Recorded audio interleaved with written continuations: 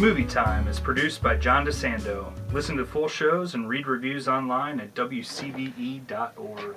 I'm John DeSando. I'm Jordan Hanhilammi. And this is It's Movie Time. Woo! Yeah.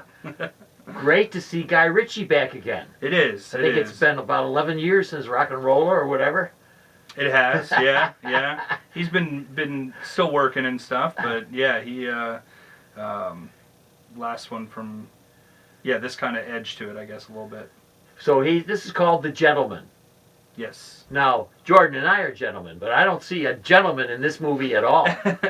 No, that's an interesting thing with it. They definitely present a lot of kind of posh British, feel to it. There's still plenty of bow ties and things. Yes, in it, but there not any, not much gentlemanly behavior. They're all scoundrels. Yes. Headed by Matthew McConaughey, who really isn't the most scoundrel of them all. He's not. No, he's scruffy. He's the scruffiest. Yeah, that's right. Yeah. So he's a weed king. Yes. And he's trying to sell off his empire. He is. Yes. He's the weed king of Great Britain, it seems, but spends his time with a lot of the elegant, higher up people around in that area. Right. So, there are bodies around, and there's lots. I think this is the heaviest use of the C word in cinema history. Yes. I mean, it's they really for sure. talk like that all the time. Right? Oh my God, I thought that was just a bit much. Yeah. They didn't hold back. No. There are some interesting. I mean, Guy Ritchie originally did Lock, Stock, and Two Smoking Barrels, followed by Snatch, which I guess just as a basis for my feelings on him in general. Those both came out when I was in college. Yeah.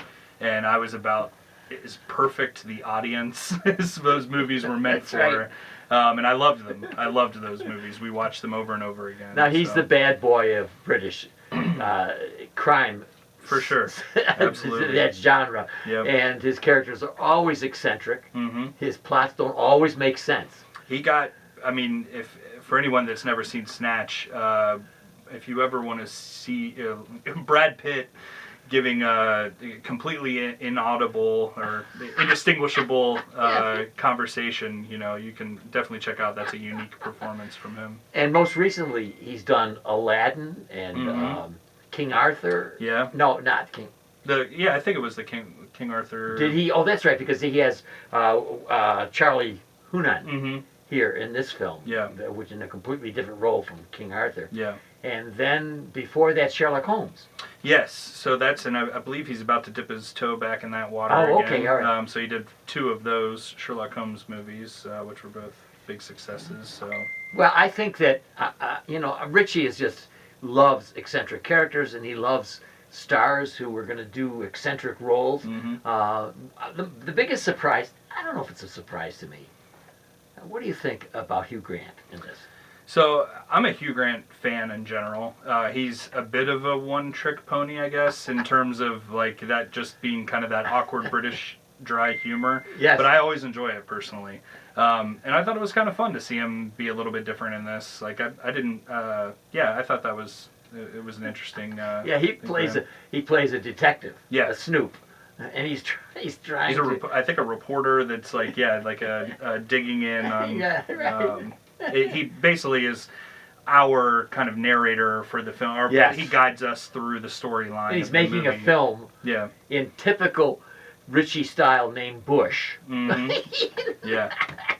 Which speaking of Guy Ritchie's movies, I was trying to think if there's another director who has had a poster of one of his previous movies so kind of blatantly put up when he has the Man from U.N.C.L.E. poster up there that he directed a few years ago. Right, you're right, he did. What does he care? Yeah. And Grant is playing completely against his old romantic type. But yeah. I think I've seen him in 1 or 2 movies where he's moving away from his traditional roles. Yeah. Especially getting a little bit older and not quite the heartthrob maybe as much as previous time, but it's good to see him flex his wings a little bit. Not shying away from racism. Mm-hmm. Ritchie has an Asian gang headed by the handsome Henry Golding. Yeah. He's not quite as handsome in this. No. Well, speaking of in general, I felt like there were more accents, like different types of accents in this movie than anything I've seen since I don't know when. They're just all kinds of different accents going on in this. And I mentioned Charlie Hunnam. Did you say his name? Hunnam, I think. Hunnam. Yeah. Charlie Hunnam, who I thought did a really good job. We were talking with Johnny earlier about Tom Hardy, and I got a Hardy feeling with Charlie. Yes. Yeah. He's. They definitely probably vie for a lot of the similar roles. Oh, okay. Yeah. I would guess that. Yeah. There's no reason, of course, I would shut my phone off. Why should I do this? You're a popular man. We know. What else can we recommend about this film? Because I don't think The Gentleman is getting a lot of solid press on it. It's done pretty well. Like, the reviews have been favorable, I think. Last I saw it was maybe 71%, I think, or something on Rotten Tomatoes. I think to me it's in the we've talked a little bit about it being kind of that Knives Out feel in terms of you always like to see a bunch of movie stars being movie stars together. I think that's the thing. I don't think the cast is as well placed as they are in Knives Out, where I thought that was the kind of the height of having that many great people together. But it's still fun to see movie stars being movie stars together. You throw Colin Farrell in as the Colin coach? Farrell, I think, is probably the best in the movie. I would say. He's definitely a great energy. I was a little bummed, being a big Succession TV show fan. I didn't think Jeremy Strong was great in his role. That was a role that was built for somebody to really pop, I felt like. Yeah. And he just didn't quite. He plays the American buyer. Yeah. And I don't know him that well because and I just know him mainly from Succession, and then he had a small role in the Big Short, where he was real strong in that. But I think we maybe found his limitations a little bit. And another, Richie tossed off a lot of humorous things. His Henry Golding character is called Dry Eye. Yeah. Where do you get that? Yeah. Yeah, and even the title "The Gentleman" in general, I don't know that there was. I guess it was just ironic or something. I know.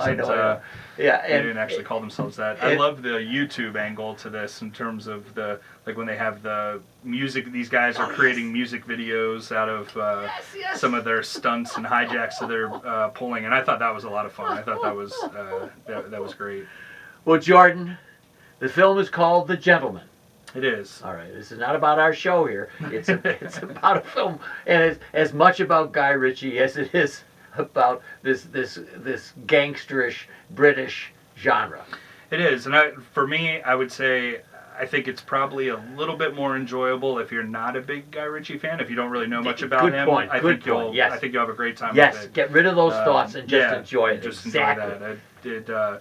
I wanted a little more of his kind of energy and stuff to it for knowing that he was involved, but outside of that, it's just it's a fun movie. But what grade are you going to award it, Jordan? Well, I can't help but be personally fazed a bit by my previous Guy Ritchie fandom of my younger age. Here you go. This movie kind of getting back to that. So, but it's not a bad movie, and I think it's a fun check for a lot of people. Personally, I guess I would probably go in the B- range. Okay, and I'm going to give it a solid B because I don't. Yeah, I guess I just am looking to relax. I've seen so many very dark Oscar nominees. Absolutely. It's great to see it. Yeah. And Jordan, what's his marriage status these days, Guy Ritchie? Guys, I don't know. I lost track after the whole Madonna thing. That threw me for a loop back in the day. And did not result in a good movie, that's for sure. But it's just typical of Ritchie. He just doesn't particularly care. Right, exactly.